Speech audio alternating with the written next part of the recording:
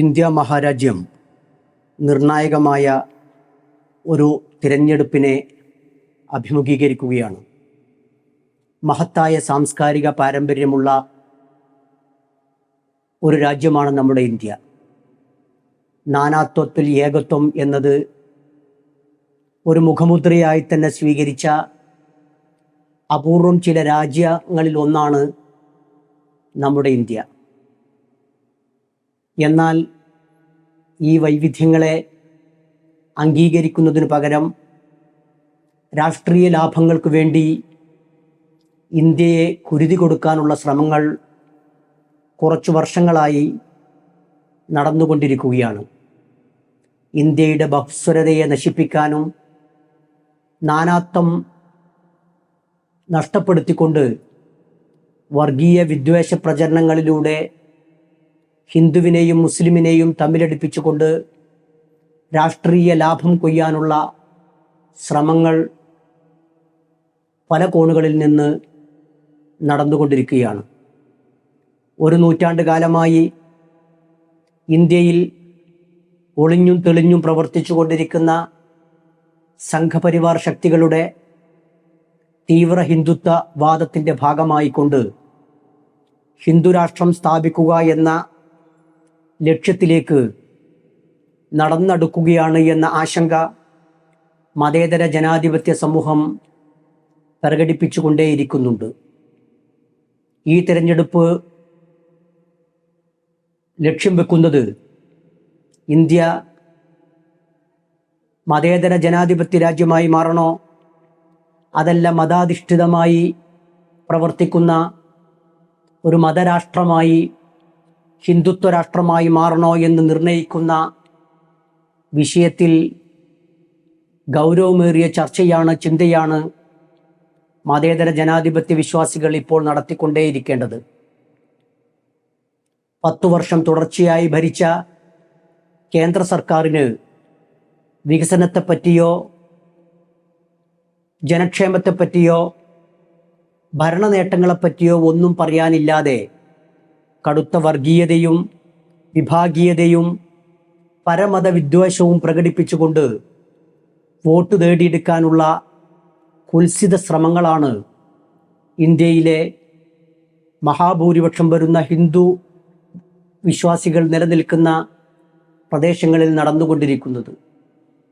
ഔദ്യോഗിക സ്ഥാനത്തിരിക്കുന്ന പ്രധാനമന്ത്രി പോലും ഹിന്ദുക്കളുടെ സമ്പത്ത് പിടിച്ചെടുത്തുകൊണ്ട് കോൺഗ്രസ് ഭരണത്തിൽ വന്നാൽ അത് മുസ്ലിങ്ങൾക്ക് സൗജന്യമായി വിതരണം ചെയ്യുന്നു എന്നൊക്കെയുള്ള കടുത്ത നുണ, കടുത്ത വർഗീയ പരാമർശങ്ങൾ വ്യാപകമായി ഉപയോഗിക്കുകയും ഇത്തരം പരാമർശങ്ങൾക്കെതിരെ ഒന്നും ചെയ്യാനാകാതെ നമ്മുടെ തിരഞ്ഞെടുപ്പ് കമ്മീഷൻ പോലും നോക്കുകുത്തിയായി നിൽക്കുന്ന ദാരുണമായ ചിത്രമാണ് ഇന്ന് കണ്ടുകൊണ്ടിരിക്കുന്നത്. മഹത്തായ സാംസ്കാരിക പാരമ്പര്യങ്ങൾ ഉൾക്കൊള്ളുന്ന ഒട്ടേറെ കാര്യങ്ങൾ നമ്മുടെ രാജ്യത്തുണ്ട്. മഹാനഗരങ്ങളുടെ പേരുകൾ മുതൽ മുമ്പുണ്ടായിരുന്ന ഭരണാധികാരികൾ പടുത്തുയർത്തിയ വലിയ വലിയ സമുച്ചയങ്ങൾ, മന്ദിരങ്ങൾ, മസ്ജിദുകൾ തുടങ്ങിയവയൊക്കെ അതിലുള്ളതാണ്. എന്നാൽ കേവല ഭൂരിപക്ഷം ലഭിക്കുമ്പോൾ തന്നെ അതിന് മറപറ്റിക്കൊണ്ട് പ്രദേശങ്ങളുടെ പേരുമാറ്റുക, റെയിൽവേ സ്റ്റേഷനുകളുടെ പേരുമാറ്റുക, പട്ടണങ്ങളുടെ പേരുമാറ്റുക, സാംസ്കാരിക പാരമ്പര്യം ഉൾക്കൊള്ളുന്ന കെട്ടിടങ്ങളുടെ പേരുമാറ്റുക തുടങ്ങിയുള്ള കാര്യങ്ങളുമായി ഒരു വിഭാഗം മുന്നോട്ട് പോവുകയും ഹിന്ദു ഉണർന്നാൽ മാത്രമേ നാട് നന്നാവൂ എന്നുള്ള കുപ്രചാരണം നടത്തിക്കൊണ്ട് ഹിന്ദുമതവിശ്വാസികളായ സാധാരണക്കാരിൽ അരക്ഷിതാവസ്ഥ വളർത്തിയെടുത്തുകൊണ്ട് വർഗീയ ധ്രുവീകരണ പ്രവർത്തനങ്ങളിലൂടെ വോട്ട് നേടാനുള്ള ശ്രമങ്ങളാണ് ഇന്ന് നടന്നുകൊണ്ടിരിക്കുന്നത്. ഈ അർത്ഥത്തിൽ നാടിനെ സ്നേഹിക്കുന്ന, രാജ്യത്തെ സ്നേഹിക്കുന്ന, രാജ്യത്തിൻ്റെ പുരോഗതി ആഗ്രഹിക്കുന്ന ആളുകൾ കഴിഞ്ഞ 10 വർഷത്തെ കേന്ദ്ര ഗവൺമെൻറ്റിൻ്റെ ഭരണത്തെ ഒന്ന് വിലയിരുത്തേണ്ടതുണ്ട്. അതിൽ പ്രധാനപ്പെട്ട ഒരു കാര്യം തകരുന്ന സാമ്പത്തിക രംഗമാണ്. കഴിഞ്ഞ 10 വർഷങ്ങൾക്കുള്ളിൽ സർക്കാരിൻ്റെ സാമ്പത്തിക രംഗത്തുണ്ടാക്കിയ ഗുരുതരമായ പിടിപ്പുകേടുകൾ, ഗുരുതരമായ വീഴ്ചകൾ ഓരോ പൗരനും കണക്കു പറയാൻ തുടങ്ങേണ്ടിയിരിക്കുന്നു. ലോകത്തെ മൂന്നാമത്തെ സാമ്പത്തിക ശക്തിയായി ഇന്ത്യ മാറും എന്നൊക്കെയുള്ള സംഘപരിവാറിൻ്റെ നുണ ഫാക്ടറികളിൽ പ്രചരിപ്പിക്കുന്ന പ്രചാരണങ്ങൾ ഒക്കെയും ദേശീയ കോമഡിയായി മാറിക്കൊണ്ടിരിക്കുകയാണ്. രൂപയുടെ മൂല്യം അനുദിനം തകർന്നുകൊണ്ടേയിരിക്കുകയാണ്. രൂക്ഷമായ വിലക്കയറ്റം, കർഷകരുടെ ആത്മഹത്യ, കാർഷിക രംഗത്ത് താങ്ങുവില ഏർപ്പെടുത്തണമെന്നാവശ്യപ്പെട്ടുകൊണ്ട് വർഷങ്ങളായി കർഷകർ സമരത്തിലാണ്. വർദ്ധിച്ചു വരുന്ന അഴിമതികൾ, അന്താരാഷ്ട്ര വിശപ്പ് സൂചികയിൽ ഏറ്റവും അവസാനത്തെ സ്ഥാനങ്ങളിൽ ഇന്ത്യ സ്ഥലം പിടിക്കുമ്പോൾ കോർപ്പറേറ്റുകൾക്ക് മാത്രം ലക്ഷ്യമാക്കിക്കൊണ്ട് GDP ആനുകൂല്യങ്ങൾ തുടങ്ങിയവ സൂചിപ്പിക്കുന്നത് ഗുരുതരമായ സാമ്പത്തിക പ്രതിസന്ധിയെക്കുറിച്ചാണ്. അതോടൊപ്പം തന്നെ അഴിമതിയിൽ മുച്ചൂടും മുങ്ങിക്കിടക്കുന്ന കേന്ദ്ര സർക്കാരിനെ നമുക്ക് കാണാൻ സാധിക്കും. ഇലക്ട്രൽ ബോണ്ട് എന്ന പേര് പറഞ്ഞുകൊണ്ട് കമ്പനികളോട്, അഴിമതിക്കാരോട്, ജോലി ചെയ്യുന്ന അല്ലെങ്കിൽ വർക്ക് ലഭിക്കണം എന്ന് പ്രതീക്ഷിക്കുന്ന കോർപ്പറേറ്റുകളോട് കണക്ക് പറഞ്ഞുകൊണ്ടും കേന്ദ്ര ഏജൻസികളെ വെച്ചുകൊണ്ട് ഭീഷണിപ്പെടുത്തിയും കോടിക്കണക്കിന് രൂപയാണ് ഭരണകക്ഷി കൈപ്പറ്റിയിട്ടുള്ളത്.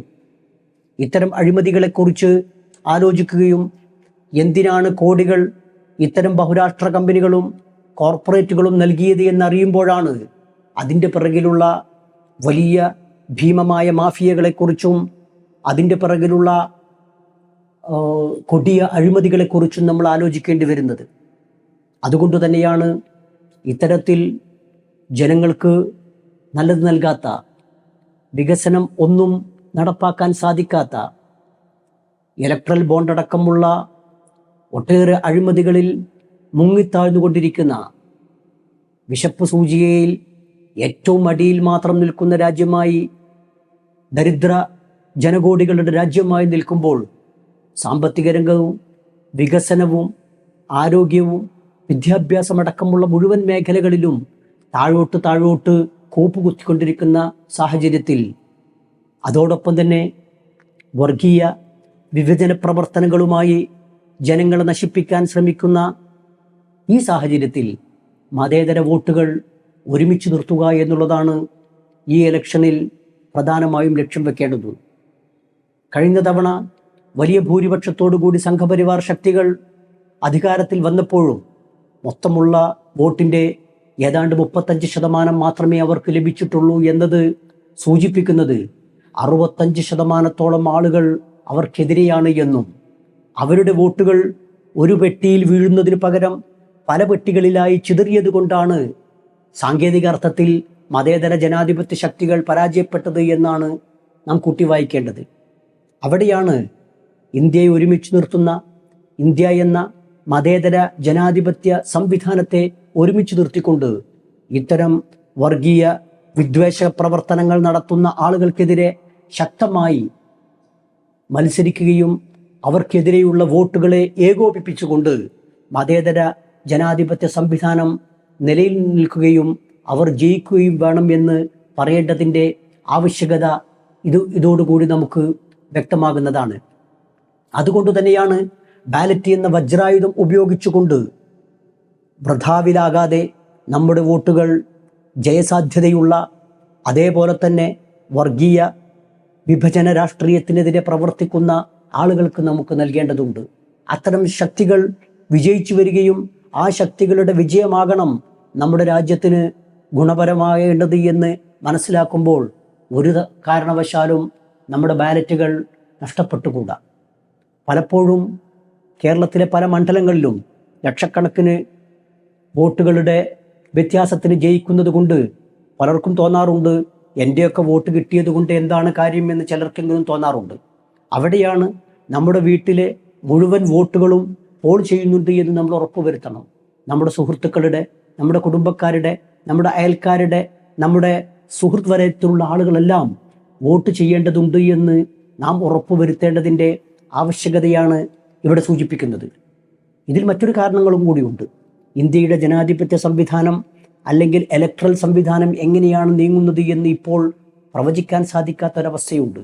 ഒരു വേള ഇനി ചിലപ്പോൾ ഒരു കാൽക്കുലേഷനിലൂടെ അല്ലെങ്കിൽ ഈ ജനാധിപത്യ സംവിധാനത്തിൽ തന്നെ എത്ര ശതമാനം വോട്ടുകളാണ് പോസിറ്റീവായി വന്നത് എന്നും എത്ര ശതമാനം വോട്ടുകളാണ് ഭരണമുന്നണിക്കെതിരെ എന്നും ശതമാനം കണക്കെടുക്കുമ്പോഴാണ് നാം പാഴാക്കി കഴിഞ്ഞ അല്ലെങ്കിൽ നാം ചെയ്യാത്ത വോട്ടുകളുടെ മൂല്യം നമുക്ക് വ്യക്തമാകുക. അതുകൊണ്ട് തന്നെയാണ് ഭൂരിപക്ഷം എത്ര കൂടട്ടെ എത്ര കുറയട്ടെ ചെയ്തത് കൊണ്ട് കാര്യമുണ്ടോ ഇല്ലേ എന്ന് ചിന്തിക്കുന്നതിന് പകരം നമ്മുടെ വോട്ടുകൾ നമ്മൾ പാഴാക്കാതെ വോട്ടുകൾ ചെയ്യുക എന്നത്, അത് മതേതര ജനാധിപത്യ വിശ്വാസികളായ ആളുകൾ വളരെ ബുദ്ധിപൂർവം ഈ വിഷയത്തിൽ ഇടപെടുകയും ഒരു കാരണവശാലും വർഗീയ ഫാസിസം പ്രചരിപ്പിക്കുന്ന അതിൻ്റെ വക്താക്കൾക്ക് നമ്മുടെ അനാസ്ഥ കൊണ്ട് വോട്ടുകൾ ലഭിച്ചുകൂടാ. പലപ്പോഴും സ്വതന്ത്ര സ്ഥാനാർത്ഥികൾക്കും തമാശക്ക് വേണ്ടിയെങ്കിലും നോട്ടക്കൊക്കെ വോട്ട് ചെയ്യുന്ന ആളുകളുണ്ട്. അതൊക്കെ ഗുരുതരമായ ഒരു പ്രശ്നമായി പിന്നീട് മാറാനുള്ള സാധ്യത ഞാൻ പറഞ്ഞതുപോലെ ഈ വോട്ടിൻ്റെ ശതമാനം കാൽക്കുലേറ്റ് ചെയ്യുന്ന ഭാഗത്ത് വരാനുണ്ട്. അതുകൊണ്ട് തന്നെ നമ്മുടെ യുവാക്കളിലാണ് ഇനി ഇന്ത്യയുടെ പ്രതീക്ഷ നിലനിൽക്കുന്നത്. വികസിത ഇന്ത്യക്ക് യുവാക്കളാണ് ഭാഗധേയം നിർണ്ണയിക്കേണ്ടത്. ഇന്ത്യയിൽ ഏതാണ്ട് 60% ആളുകൾ 35 വയസ്സിന് താഴത്തുള്ളത് എന്നത് ഏറെ പ്രതീക്ഷ നൽകുന്നുണ്ട്. ഇത്തരം ആളുകളിലേക്ക് മതേതരത്വത്തിൻ്റെ, ജനാധിപത്യത്തിൻ്റെ, സഹവർത്തനത്തിൻ്റെ, ഐക്യത്തിൻ്റെ, യോജിപ്പിൻ്റെ, നാനാത്വത്തിൻ്റെ സന്ദേശങ്ങൾ എത്തണം. നമുക്ക് ഹിന്ദുവും മുസ്ലിമുമായി കൊണ്ട് അടികൂടി കലഹമുണ്ടാക്കി കലാപമുണ്ടാക്കി ജീവിക്കേണ്ടതല്ല. മറിച്ച് മഹത്തായ ഒരു സാംസ്കാരിക പൈതൃകം ഉൾക്കൊള്ളുന്ന നാനാത്വത്തിൽ ഏകത്വം എന്ന പ്രതീകത്തെ പ്രതിനിധാനം ചെയ്യുന്ന സംവിധാനം എന്ന നിലയ്ക്ക് യുവാക്കളുടെ വികസനത്തെക്കുറിച്ച് നമുക്ക് ആലോചിക്കണം. തൊഴിലില്ലായ്മയെക്കുറിച്ച് നമ്മൾ പഠിക്കണം. എന്തുകൊണ്ടാണ് തൊഴിൽ തേടിക്കൊണ്ട് ഇതര രാജ്യങ്ങളിലേക്ക് യുവാക്കൾ പോകേണ്ടി വരുന്ന സംവിധാനം വരുന്നത് എന്നതിനെപ്പറ്റി നമ്മൾ ആലോചിക്കണം. സർക്കാർ സർവീസിൽ കഴിഞ്ഞ 10 വർഷമായി എത്ര പേരെയാണ് പുതുതായി അലൗട്ട് ചെയ്തത് എന്നത് ആലോചിച്ചിട്ടുണ്ടോ? ഇന്ത്യൻ സേനയിൽ മുമ്പൊക്കെ ജോലി ലഭിക്കുക എന്നത് അംഗീകാരമായിരുന്നു. ഇപ്പോൾ അതിനെ മറ്റു പല പേരുകൾ നൽകിക്കൊണ്ട് സ്ഥിരമായ സംവിധാനങ്ങൾ ഒഴിവാക്കിക്കൊണ്ട് ഭാഗികമായിക്കൊണ്ട് 4 വർഷം 5 വർഷമൊക്കെ കൊടുത്തുകൊണ്ട് പിരിച്ചുവിടുന്ന സംവിധാനം സൂചിപ്പിക്കുന്നത് തൊഴിലില്ലായ്മ യുവാക്കളുടെ പ്രശ്നമാണ്. വിദ്യാഭ്യാസം യുവാക്കളെ നേരിട്ട് ബാധിക്കുന്ന പ്രശ്നമാണ്. വികസനം യുവാക്കളുമായി ബന്ധപ്പെട്ട പ്രശ്നമാണ്. സമൂഹത്തിൻ്റെ സുസ്ഥിരത ഏറ്റവും പ്രധാനപ്പെട്ട വിഷയമാണ്. പെട്രോളിൻ്റെയും ഡീസലിൻ്റെയും വിലവർധനവ് മുതൽ ഇവിടെയുള്ള GDP അടക്കമുള്ള കാര്യങ്ങൾ നമുക്ക് ചർച്ച ചെയ്യണം. അതുകൊണ്ട് യുവാക്കളാണ് ഇപ്രാവശ്യത്തെ തെരഞ്ഞെടുപ്പ് നിർണ്ണയിക്കാൻ പോകുന്നത് എന്നാണ് രാഷ്ട്രീയ വിശകലനങ്ങളെല്ലാം സൂചിപ്പിക്കുന്നത്. ഈ യുവാക്കളിലേക്ക് മതേതരത്വത്തിൻ്റെ, ജനാധിപത്യത്തിൻ്റെ സന്ദേശങ്ങൾ എത്തിക്കാൻ സാധിക്കണം. അത്തരത്തിൽ ഉള്ള ജനാധിപത്യ മതേതര വിശ്വാസികളുടെ ഐക്യം കൊണ്ട് മാത്രമേ നമുക്ക് സമൂഹത്തെ ഒരുമിച്ച് നിർത്താൻ സാധിക്കുകയുള്ളൂ എന്ന് മനസ്സിലാക്കിക്കൊണ്ട് വെള്ളിയാഴ്ച ദിവസമാണ് വോട്ടെടുപ്പ് എന്ന ഒരു കാര്യം നമുക്കൊരു അവസരമാക്കി മാറ്റാൻ സാധിക്കണം. പലപ്പോഴും ഇന്ന് വെള്ളിയാഴ്ചയല്ലേ, പള്ളിയിൽ പോകേണ്ട ദിവസമല്ലേ, ജുമുഅ അല്ലേ എന്നൊക്കെ പറഞ്ഞുകൊണ്ട് മാറി നിൽക്കുന്നത് പകരം ഇന്ന് വെള്ളിയാഴ്ച ആയതുകൊണ്ട് കുറേ കൂടി ശ്രദ്ധയോടുകൂടി ജുമുഅക്ക് മുമ്പ് തന്നെ വോട്ടുകൾ അതിരാവിലെ തന്നെ നമുക്ക് നിർവഹിക്കേണ്ടതുണ്ട് എന്ന രൂപത്തിൽ വിശ്വാസികൾ മുന്നോട്ട് വരേണ്ടതുണ്ട്.